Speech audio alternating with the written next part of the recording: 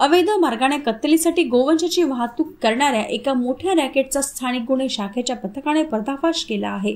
या कारवाईत 72 गोवंश आणि वाहतुकीसाठी वापरण्यात आलेले 6 आयशर ट्रक असा एकूण 1,70,70,000 रुपयांचा मुद्देमाल जप्त केला असून 18 आरोपींविरुद्ध घुग्गुस पोलीस ठाण्यात गुन्हा दाखल करण्यात आला आहे।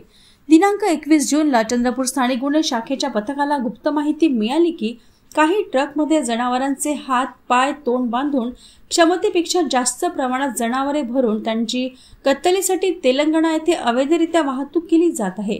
या माहितीवरून स्थानिक गुन्हे शाखेच्या पथकाने धानोरा टोल नाक्यावरील घुग्गुस रोडवर नाकाबंदी केली। नाकाबंदी दरम्यान 6 आयशर ट्रक घुग्गुसच्या दिशेने येताना पोलिसांना दिसले। पोलिसांनी ट्रकची तपासणी केली असता त्यात जनावरांचे हातपाय, तोंड बांधून अत्यंत क्रूरपणे आणि क्षमतेपेक्षा जास्त प्रमाणात गोवंश भरले होते। चालकांकडे या जनावरांच्या वाहतुकीची कागदपत्रे मागितली असता त्यांनी भंडारा आणि गोंदिया येथून जनावरे खरेदी केल्याच्या पावत्या सादर केल्या। मात्र त्या पावत्यांची पडताळणी केली असता त्यावर सरकारी अधिकाऱ्यांच्या बनावट सह्या असल्याचे निष्पन्न झाले। पोलिसांनी 6 ट्रक जनावरे वाहतूक करण्यासाठी वापरलेले पायलटिंग वाहन आणि एकूण 72 गोवंश असा 1,70,70,000 रुपयांचा मुद्देमाल जप्त केला। या प्रकरणी एकूण 18 आरोपींविरुद्ध घुग्गुस पोलीस ठाण्यात गुन्हा दाखल करण्यात आला आहे। ही कारवाई स्थानिक गुन्हे शाखेचे पोलीस निरीक्षक अमोल काचोरे यांच्या नेतृत्वात करण्यात आली।